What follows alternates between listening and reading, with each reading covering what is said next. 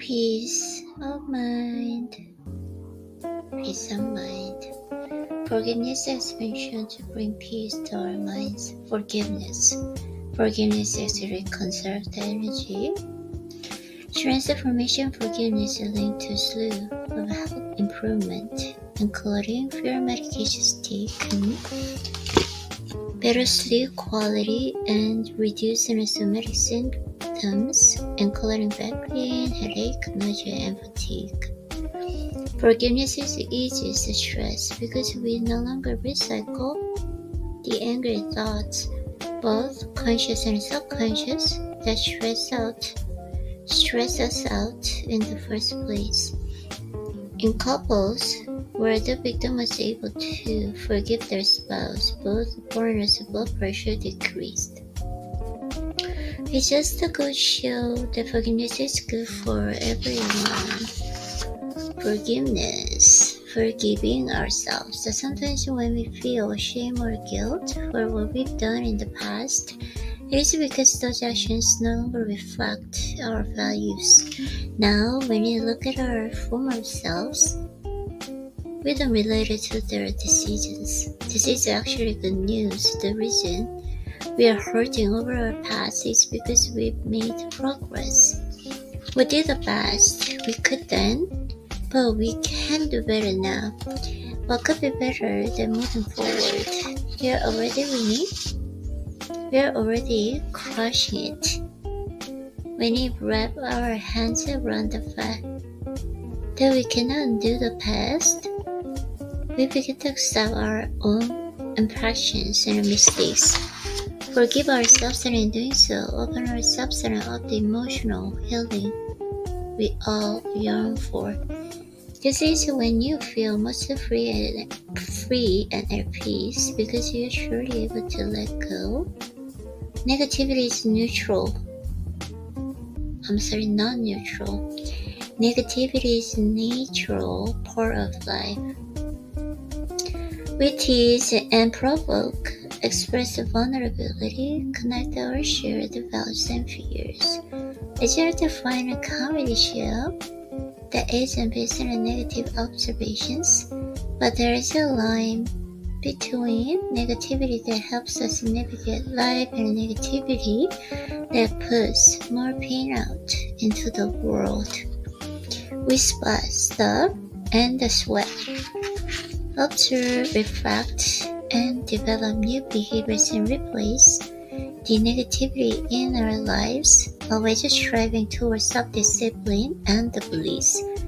When you stop feeling so curious about others' misfortunes and instead take a pleasure in their successes, you're healing. The less time you fixate on everyone else, the more time you have to focus on yourself. Fear. The truth is, we'll never live entirely without fear and anxiety. We'll never be able to fix our economic, social, and political climates and entirely eliminate conflict and uncertainty, not to mention everybody interpersonal challenges. And that's okay because fear isn't bad. It's just a very warning flag. Your mind saying, this doesn't look good. Something might go wrong. It's what we do with the signal that matters.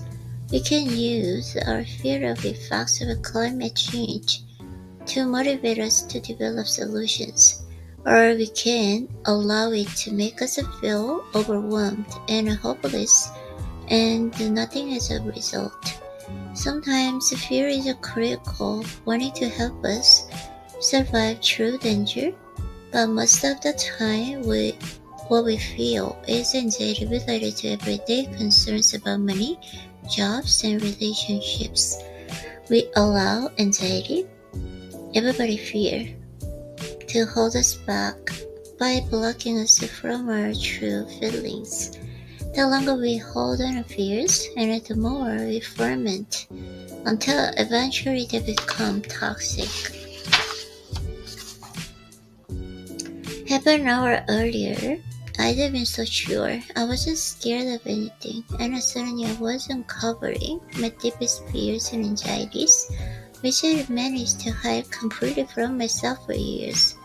By gently but consistently asking myself what was I scared of, I refused to let my mind dodge the question. Our brains are really good at keeping us from entering uncomfortable spaces.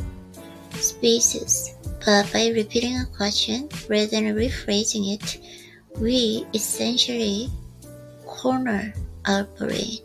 Now it's not about being aggressive with ourselves.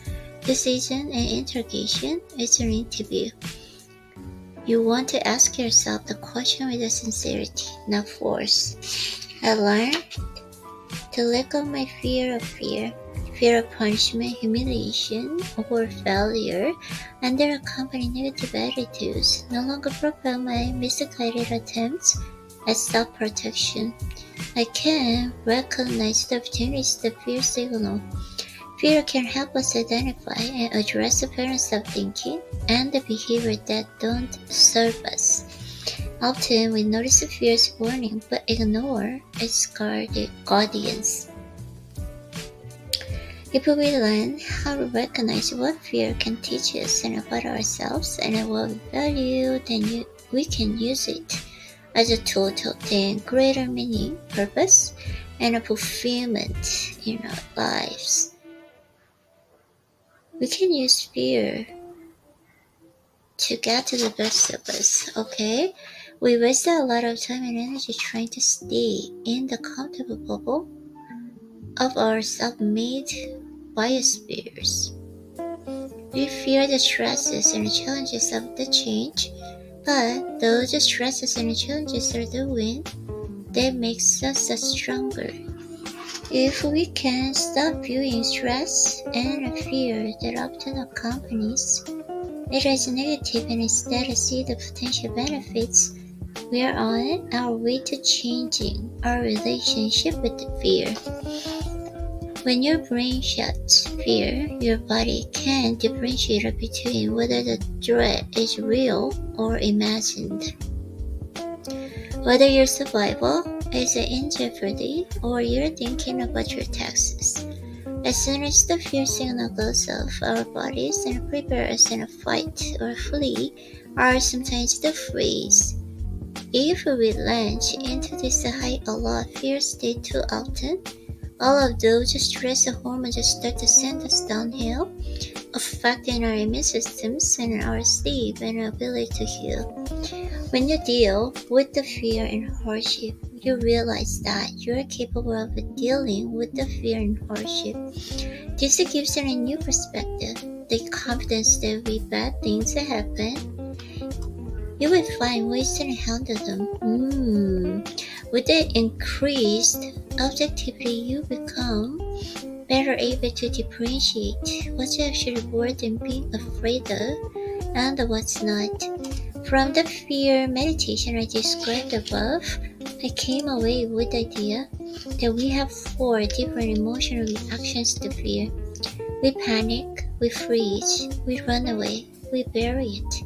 As I had buried my anxiety upon my parents, the first 2 are short-term strategies, while the second 2 are long-term, but all of them distract us from situation and prevent us from using our fear productively. In order to change our relationship with fear, we have to change our perception of it. Once we can see the value that fear offers, we can change how we respond. An essential step in a reprogramming is learning to recognize our reaction pattern to fear. Work with fear. I've mentioned the monks begin with gross progress. I've mentioned the monks begin the growth process with awareness. Just as we do when facing negativity, we want to externalize our fear and take a step back from it, becoming objective observers. The process of learning to work with fear isn't just about doing a few exercises that Stop everything. It's about changing your attitude toward fear, understanding that it hasn't something to offer, then committing to doing the work of identifying and trying to shift out of your appearance of distraction every time it appears. It's about distractions from fear, panicking, freezing, running away, and bearing. It's a different version of a single action, or rather, a single inaction. Refusing to accept our fear. So the first step is transforming our fear from negative to positive is doing just that. Accept your fear. To close the gap with our fear, we must acknowledge its presence. He told us to take a deep breath and silently say, I see you, to our pain. That was our first acknowledgement of our relationship with fear, to breathe in and repeat. I see you, my pain. I see you, my fear. And as we breathe out, we sigh. I see you and I'm here with you. I see you and I'm here for you. Pain makes us pay attention. Our issues? When you say, I see you, we are giving it attention it is asking for. Just like a crying baby needs to be heard and held. Breathing steadily while we acknowledge that fear helps us calm our mental and physical responses in its presence. Walk toward the fear, become familiar with it, and this way we bring ourselves into full presence with fear. When you wake up to the smoke alarm going off, you will acknowledge what is happening in the moment, and then you will get out of the house. Later, in a calmer state, you will reflect on how the first started or where it came out. You will call the insurance company. You will take control of the narrative. That is recognizing and staying in the present time with fear. Along with accepting our fear, we must get present with it. This means recognizing the situation which it regularly appears. A powerful caution to ask your fear, again with kindness and sincerity, as many times as necessary, is when do I feel you? I continue to identify all the spaces and situations in which my fear emerged. My root fear influences my decision making. That awareness now prompts me when I reach a decisive moment to take a closer look and ask myself, is this a decision influenced by how others will perceive me? In this way, I can use my awareness of my fear as a tool to help me make decisions that are truly in line with my values and purpose. Sometimes we can trace our fears and its reactions we take, and sometimes it's an actions we reluctant to take. Parents for distracting ourselves from fear are established when we are young. We are deeply ingrained, so it takes us some time and effort to uncover them.